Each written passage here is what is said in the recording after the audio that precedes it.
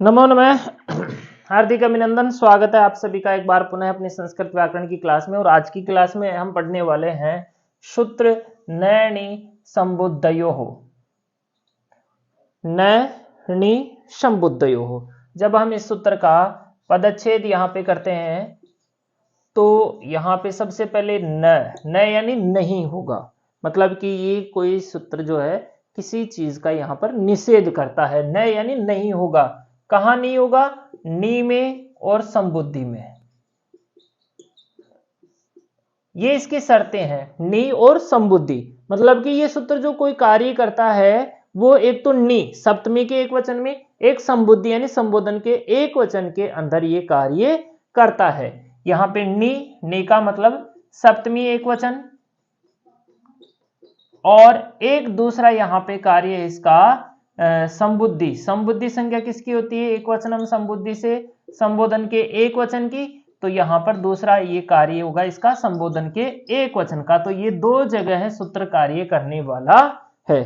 कार्य क्या करता है इसके लिए हम पढ़ते हैं इसकी वृत्ति। ठीक है, वृत्ति में दे रखा है इसके कि नस्य लोपो न नौ संबुद्धौ च। नस्य लोपो न, नस्य लोपो यानी न का लोप, न का लोप, न यानी नहीं होगा। कहां नहीं होगा? नी में और संबोधन में। न का लोप नहीं होगा नी व संबुद्धि में। न का लोप, न का लोप कौन सा सूत्र करता है? न लोप है प्रातिपदिकांतस्य, न लोप है प्रातिपदिकांतस्य। ऐसा प्रातिपदिक शब्द जिसके अंत में न होता है तो उसका ये सूत्र न का लोप कर देता है। लेकिन ये सूत्र पाणिनि जी ने बनाया है नैणी संबुद्धयोः। तो ये सूत्र कहता है कि संबोधन में और नी के अंदर आपको न का लोप नहीं करना है। तो ये था अपना सूत्र का सरल अर्थ। उदाहरण की बात करें तो इस सूत्र का उदाहरण है अपना हे राजन। हे राजन संबोधन के एक वचन में रूप बनता है हे राजन, संबोधन एक वचन में, और सुप्रत्यय यहां पर होने वाला होता है।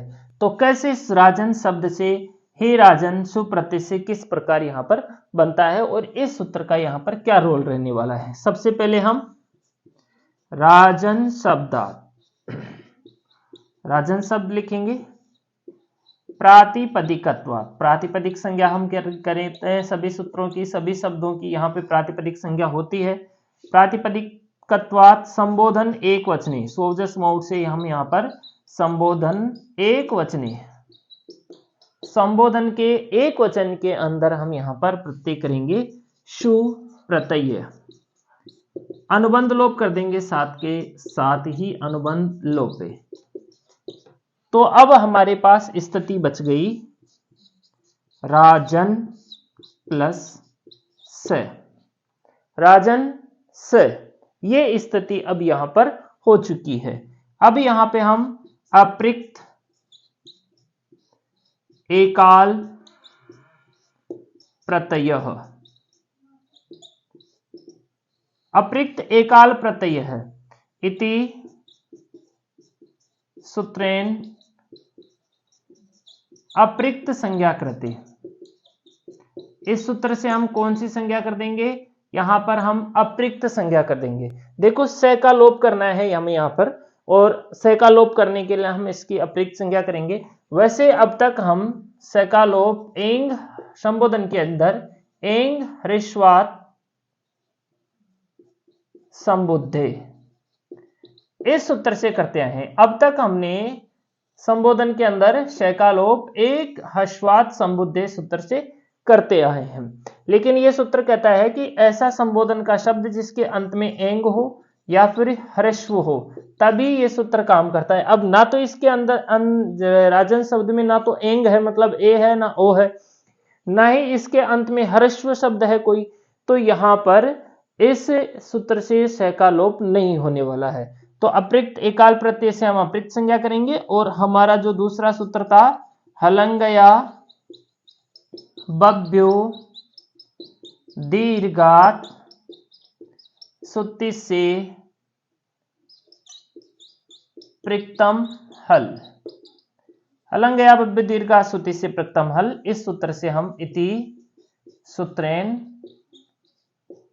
स लोपे कृते, इस सूत्र से हम स का लोप यहां पर कर देंगे। स का लोप हो गया तो हमारे पास केवल राजन बचा, जो हमारा मूल शब्द था वो ही यहां पर शेष बचा। अब यहां पर न लोप है प्रातिपदिकांत से, न लोप है प्रातिपदिकांत से। इस सूत्र से यहां पर इति सूत्रेण न लोपे प्राप्ते, जिस भी सूत्र के आगे से प्राप्त आ जाता ना, मतलब वो होता नहीं है, उसका कुछ ना कुछ कर दिया जाता ट्रीटमेंट, और यहां पे ट्रीटमेंट होगा नैनी संबुद्धयो हो, नैनी संबुद्धयो हो सूत्र से। यहां पर इति सूत्रेण न लोपो निषेधे कृते, न का लोप का निषेध कर देंगे और यहां पर हे शब्द का प्रयोग करेंगे और हे राजन अपनी सिद्धि यहां पर बनकर तैयार हो जाएगी। हे राजन इति रूपम सिद्धम। तो ये था अपना सूत्र नैनी संबुद्धयो, और उसी के साथ अपनी सिद्धि हे राजन, दोनों एक ही कक्षा में बिल्कुल सूत्र के उदाहरण के साथ। धन्यवाद।